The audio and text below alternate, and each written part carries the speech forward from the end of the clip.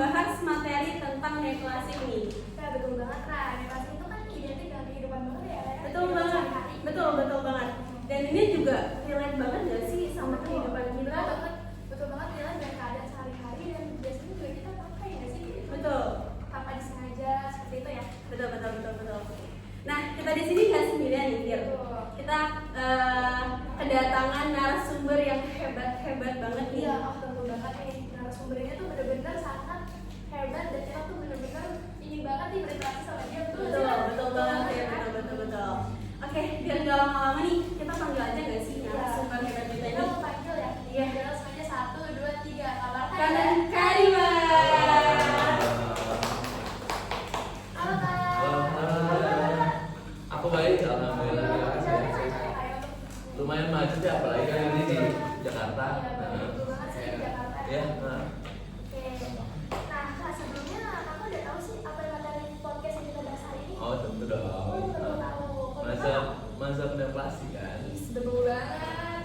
Nah, betul banget tuh. Teori ini tuh relate banget tuh sama kehidupan kita. Iya, benar.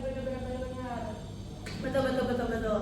Nah, jadi gini Kak, sebelum kita membahas materi kita nanti nih, nah itu kan sesuai judulnya ya, ngobrol santai tapi masuk gitu kan. Nah, sebelum kita membahas terlalu dalam materi kita tuh niatnya aku sama Firda nih mau buat games dulu nih, buat kafahan. Kita asik gitu lah. Tapi tenang aja. Untuk gamesnya ini Dan saya ini tuh benar-benar sangat-sangat membuat kita tuh tahu dengan materinya gitu.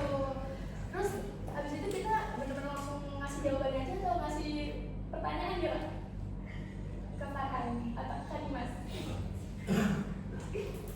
Ayo. ya kita games dulu ya. Boleh. Biar beda dari yang lain ya. Iya betul. Oke. Aku mau ngasih games pertanyaan untuk Kak Dimas dulu deh. Boleh apa tuh? Ini ya relate banget sama kehidupan ya. Kak Dimas nganggap nih ya, anggap kalau Kak Dimas itu lagi ada di kantin. Nah, Kak Dimas ini bawa uang 15.000. Nah, di situ tuh ada beberapa makanan. Pilihan pertama ada es teh plus gorengan, harganya 5.000 aja. Walaupun harganya murah, tapi itu bikin kita lapar lagi. Nah, itu yang pertama ya. Terus yang kedua ada mie ayam seharga 15.000, tapi dia ngenyangin. Nah, Kak Dimas gimana? Milih yang mana nih di antara dua makanan itu? Kalau aku sih lebih milih mie ayam kayaknya deh. Oke, kenapa tuh Kak? Kok bisa milih mie ayam? Karena kan dengan uang aku yang senilai 15.000 itu kan daripada beli gorengan sama es teh kan itu lebih nggak ya. Lebih baik biar langsung kita belanjain aja itu yang langsung diefeknya ke kita gitu. Apalagi kan orang Indo kan kalau kena karbohidrat kan belum makan ya. Setuju sih kalau itu banget. Oke, nah itu pemikiran neoklasik. Gimana? Udah kegambarkan belum sama teman-teman semua? Kayaknya sih aku kira-kira belum sih kurang gitu nggak ya? Boleh. Kita tanya satu lagi aja sih kalau makan ini loh. Boleh banget. Diam aja banyak kayak bertanya ya Kak ya. Ya, boleh. Baik. Oke, kita langsung mulai aja ya Kak Farhan sih. Siap banget dong. Oke, coba Kak Farhan bayangin dulu nih. Bayangin Kakak bawa duit 100.000 Iya. ke pasar. Nah, di pasar itu ada baju A. Ya. Baju A-nya itu seharga 50.000 Kak. Tapi bahannya itu tipis dan rawan banget. Ya. Udah banget kayaknya sih kalau misalnya dibeli. Dan sedangkan itu ada baju B dengan harga 100.000 tapi bahannya bagus banget tuh. Apa prefer baju yang mana sih menurut Kakak ini? Kalau aku pasti baju yang B ya. Kenapa tuh Kak? Karena Kan yang kan lebih murah banget. karena kalau murah belum tentu bagus gitu dari kualitasnya. Jadi aku lebih prefer ke yang mahal tapi berkualitas. Iya betul sih, aku setuju sih kalau kayak gitu ya. Iya. Agak nyaman dan nyaman Ya, gitu betul. pakainya ya. Betul. Dari gimana ya teman-teman, udah kebayang belum sih terkait materi kita hari ini yang kita bahas? Ya benar, semoga udah ya Fir ya. Semoga amin ya, udah ya. Nah ini kan kita udah awali dengan games ya. Dan ini udah seru-seru banget nih gamesnya. Betul. Kayaknya teman-teman kita udah penasaran banget sih sama materi kita yang kita bawakan hari ini. Penasaran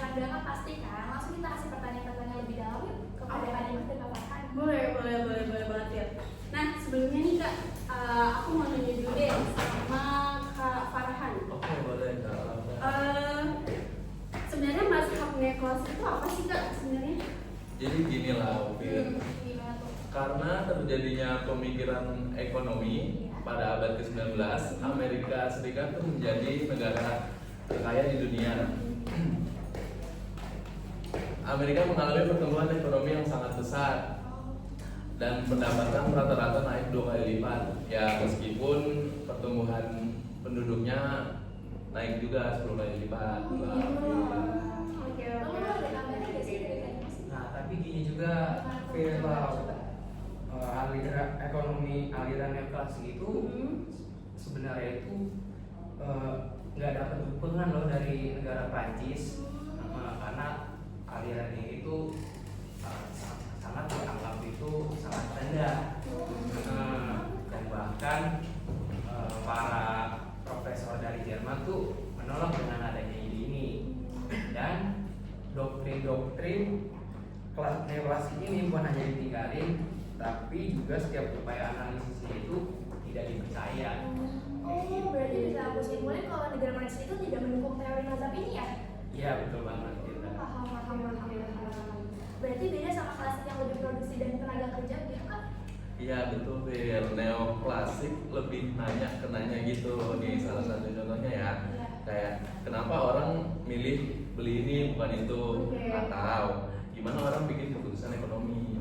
Oh, gitu. Jadi lebih kayak gitu ya? Iya betul, Fir. Dan yang paling khas dari neoklasik itu adalah manusia itu dianggap rasional. Oke.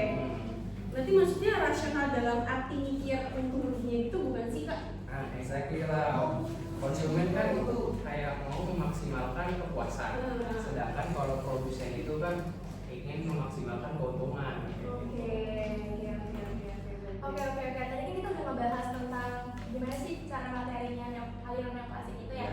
Nah, kalau ngomongin neoklasik pasti ada dong aliran tokohnya. Boleh nggak sih dikasih tahu tokoh-tokoh yang kakak tahu tuh apa aja gitu? Kalau untuk tokoh-tokoh pentingnya itu ada beberapa di neoklasik, tapi yang sering dibahas itu seperti kayak Alfred Marshall, Ya. William Stanley Jevons, sama Leon Walras. Nah, itu tokoh-tokoh yang sering dibahas di neoklasik. Oke.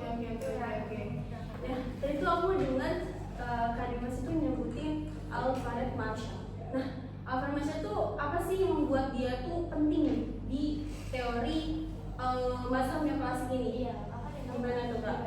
Marshall itu terkenal karena ngebahas permintaan dan penawaran secara detail, dan dia juga nanemin konsep elastisitas. Kalau bicara elastisitas ya Kak ya? Iya. Itu mengukur seberapa sensitif harga dan juga barang kan sih? Iya betul, misalnya kayak harga naik dikit tapi jumlah yang dibeli turun banyak. Nah itu elastis.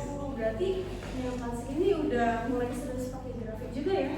Nah, iya betul banget, karena neoklasik itu kan identik sama grafik, rupa, sama matematika ekonomi. Oke. Tadi kan aku udah ngebahas terkait materi aliran neoklasiknya, tokoh-tokohnya juga kita udah ngebahas secara lengkap ya. Nah, kita bisa merangkum ciri-cirinya nggak sih, seperti ciri-ciri neoklasik itu apa aja sih Kak? Gitu. Ada 4 ciri-ciri neoklasik Yang pertama fokus pada individu. Yang kedua itu yang tadi dibilang Kak Dimas, manusia dianggap rasional. Yang ketiga, harga ditentukan oleh mekanisme pasar. Dan yang terakhir, menggunakan analisis marginal. Oke.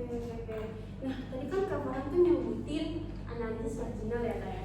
Nah, analisis marginal itu apa sih Kak maksudnya?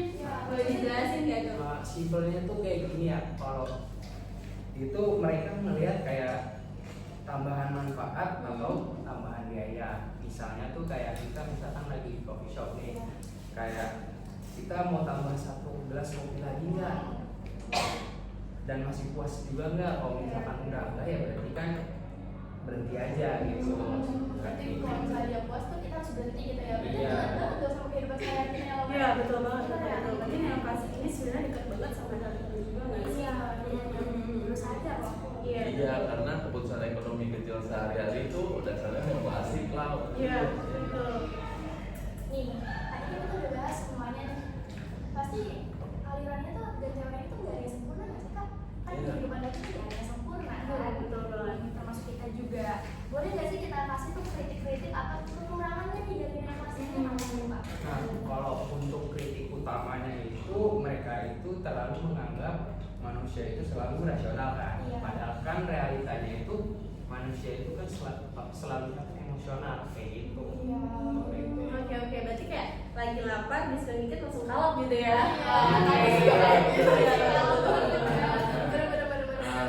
Nah itulah, selain itu neoklasik juga kurang melihat faktor sosial dan ketimbangan. Itu kan kekurangannya Kak. Mulai tahu lebih lanjutnya, kelebihannya tuh nggak aliran yang kelas itu. Bakal ketahui gitu. Ada banget Fir. Ada, apa tuh kalau boleh tahu? Kalau teorinya itu dia kayak lebih rapi, lebih sistematis, dan dia jadi dasar ekonomi modern hingga saat ini. Oke. Dari obrolan kita hari ini bisa disimpulkan kalau Mas neoklasik ini fokus banget pada keputusan individu, rasionalitas dan mekanisme pasar ya, Fir ya. Ya betul. Meskipun ada kritik pembahasan ini, tapi masih relevan ya kan untuk zaman sekarang itu Betul masih banget, Fir. ada di kehidupan sehari-hari. Betul ya. banget ya, betul. Wah ternyata udah gak kerasa banget ya. Ternyata secepat ini loh kita podcast gitu. Oh udah kerasa ya. Ampun, aku udah ngerasa banget kalau misalnya kita udah selesai nih ujung terakhir kita gitu. Ya betul banget Fir. Kita tuh jadi sama-sama belajar nggak sih untuk mendalami materi neoklasik ini? Nyata relate banget nggak sih sama kehidupan kita? Gila banget ternyata. Sedangkan kayak singkat juga ya sebenarnya. Iya. Sangat. Ya betul banget. Makasih banyak ya untuk Kak Farhan dan Kakak Dimas sudah menyempatkan diri Sama-sama. sharing tentang aliran plastik. Jadi kita semua dan teman-teman juga udah tahu nih Ya, tentang betul. aliran plastik itu apa. Betul. Gitu ya. Dari sesuai judulnya sih. Kita ngobrol sama tapi asik. Benar. Benar-benar gak kerasa gitu. Kita. Oke. Sebelumnya terima kasih juga nih untuk Kak Farhan dan Dimas, dan semoga untuk teman-teman juga nih yang sudah mendengar penjelasan materi neoklasik ini semoga paham juga ya, dan ini semoga bermanfaat untuk kita semua, terutama untuk aku sama Firda juga ya yang benar-benar ngedenger secara langsung tentang materi neoklasik ini sama narasumber hebat-hebat ini. Oh, benar-benar sebuah penghormatan nih yang bisa Betul ngobrol banget. dengan kalian. Makasih juga udah diundang. Makasih banget. Hati-hati ya. Oke untuk teman-teman, untuk podcast kita kali ini izinkan kami untuk mengakhiri. Terima kasih, sampai bertemu di